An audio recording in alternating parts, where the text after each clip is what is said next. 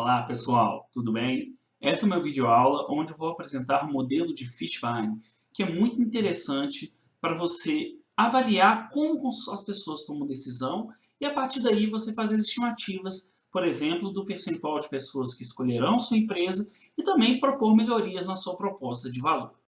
Qual é a ideia por trás do modelo de Fishbane?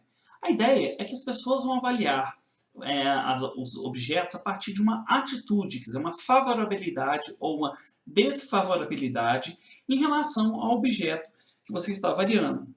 Normalmente, do ponto de vista de marketing, esse objeto é a sua oferta, pode ser o seu produto, o seu serviço, mas o modelo ele surgiu na psicologia para avaliar como as pessoas analisam comportamentos ou intenções comportamentais. Então a gente está sempre falando assim, atitude perante a intenção de comprar um produto, a intenção de usar um serviço, ou a intenção de viver uma experiência. E como é construída essas atitudes segundo a perspectiva do modelo Fishbane? No modelo Fishbane, a sua atitude ela vai ser uma soma do peso de importância de um determinado atributo, né, que vai ser esse aqui o Ezinho, e multiplicado pela avaliação que você faz do objeto. Então, para cada contexto de comportamento, para cada produto e serviço, nós iríamos identificar alguns atributos. Então, por exemplo, vou comprar um carro, então eu penso no preço do carro, na economia de combustível, no design, na marca e dentre outros fatores. Cada um deles vira um atributo.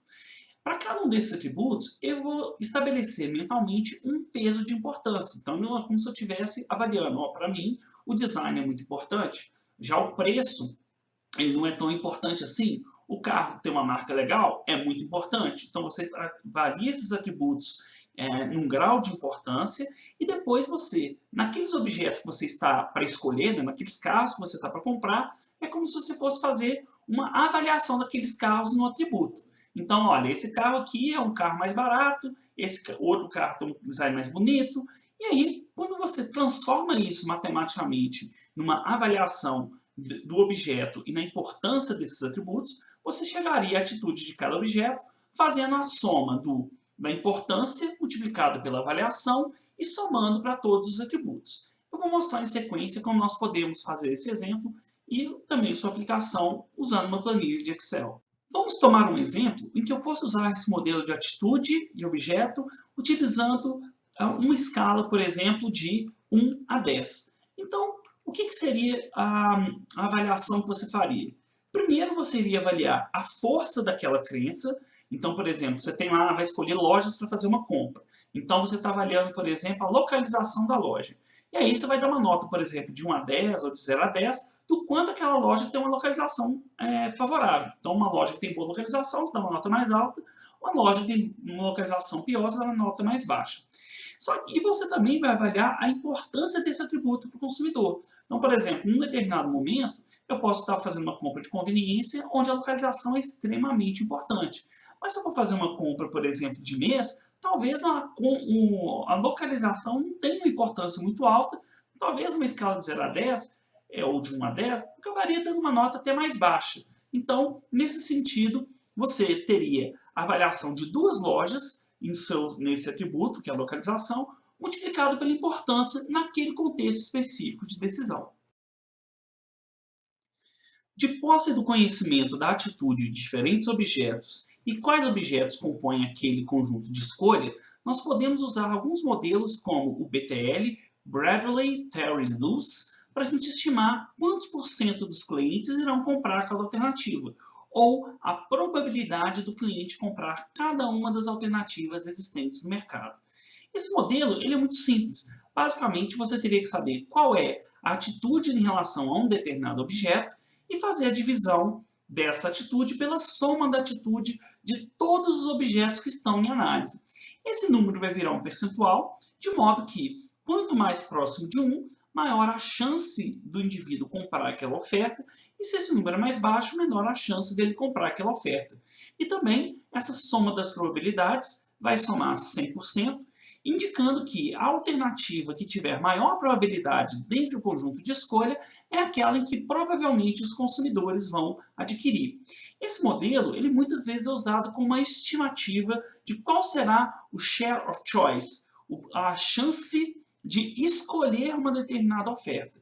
O share of choice, se a gente levasse em conta o grau de conhecimento que os clientes têm do produto e o percentual de pessoas que conhecem o produto e o share of shelter, né, seria a sua presença lá nos pontos de venda, esses produtos multiplicados dariam exatamente o market share da sua empresa. Então vamos ver um exemplo em uma planilha de Excel. Vamos fazer um exemplo de como nós podemos calcular a atitude e a intenção de compra usando o modelo de Fishbane. Imagine que nós tivéssemos um comprador, vamos chamá-lo de João, e ele fosse comprar um automóvel. Para ele, existem 3 atributos relevantes: preço, design e velocidade. E ele está avaliando 2 diferentes automóveis, um esportivo e um popular.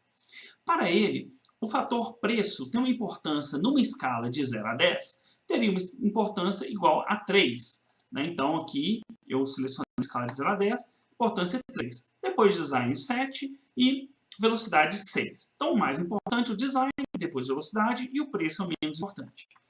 Aí, o João vai avaliar os automóveis nesses atributos, também dando uma nota, por exemplo, de 0 a 10. Então, um automóvel esportivo, ele está dando uma nota 5, então indicando que ele tem um preço, não é tão atrativo assim. Quanto mais alta a nota, mais atrativa é aquela opção. Já o popular tem nota 9, é um preço bastante atrativo. Por outro lado, o design do esportivo tem nota 8, enquanto o do automóvel popular tem nota 4. E já a velocidade do esportivo é 9 e a velocidade do popular é 5. Feito isso, nós vamos calcular o produto de cada importância pela avaliação das alternativas. Então, se eu fizer o primeiro cálculo, vou pegar a importância 3 vezes 5, que vai dar 15 para o esportivo. 3 vezes 9 vai dar 27 para o popular. 7 vezes 8, 56. 7 vezes 4, 28. 6 vezes 9, 54. E 6 vezes 5, 30. Então, esses são os componentes da atitude dessas alternativas avaliadas. Para chegar à atitude, eu tenho que somar esses produtos. Então, se eu somar 15 mais 16 mais 54, vai dar 125. A mesma coisa eu fiz aqui para o popular. A soma da atitude de todas as alternativas existentes, nesse caso somente 2 alternativas, seria igual a somatório das atitudes, que entraria no denominador da fórmula do modelo do BTL. E o que vai ser então a probabilidade de compra? Ele é igual à atitude daquele objeto dividido pelo total. Então, se eu dividir 125 por 210, eu teria 60%. Ou seja, nesse cenário, com esses atributos, existe 60% de chance do João comprar um automóvel esportivo e 40% de chance dele comprar um popular. Esse resultado, se você aplicá-lo por meio de alguns métodos de survey, por exemplo, onde você pergunta para os clientes dentro do seu público-alvo e tenta obter as estimativas, ou mesmo usando métodos mais sofisticados, como análise conjunta ou modelos baseados em escolha, você conseguiria estimar qual é a importância de cada um dos atributos e qual é o valor parcial atribuído, a avaliação que cada consumidor ou cada segmento de mercado atribui a esses atributos. E com isso você poderia ter uma estimativa, né, da probabilidade de escolha, que muitas vezes é usado como uma aproximação da participação de mercado, mas o ideal é você ponderar esse número pela disponibilidade e pelo conhecimento de mercado desse produto. Então, por exemplo, se você tem um produto que ele é muito que as pessoas desconhecem o produto, obviamente que nem todos vão chegar a fazer essa escolha. Então, essa é uma alternativa também, não vou entrar aqui nesse detalhe.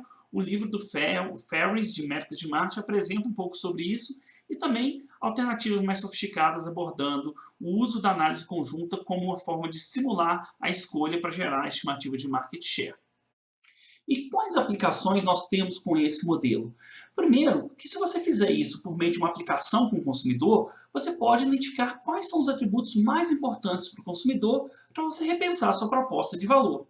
Além disso, como você vai avaliar os competidores, você pode identificar qual é a performance deles em relação à sua empresa. Por isso, você pode ter bons benchmarks de comparação. Além disso, você pode identificar o que você pode melhorar na sua oferta. O que você pode fazer de diferente para você melhorar o seu produto.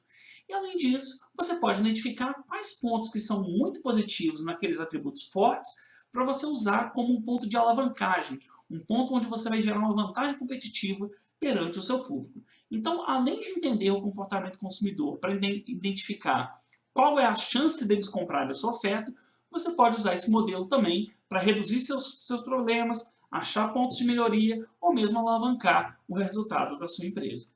Pois bem, pessoal, chegamos ao fim dessa aula, onde eu apresentei o modelo de Fishbein, que é um dos mais importantes para a gente avaliar como as pessoas tomam decisões e escolhem dentre as alternativas existentes no mercado. Muito obrigado, valeu, até a próxima, tchau!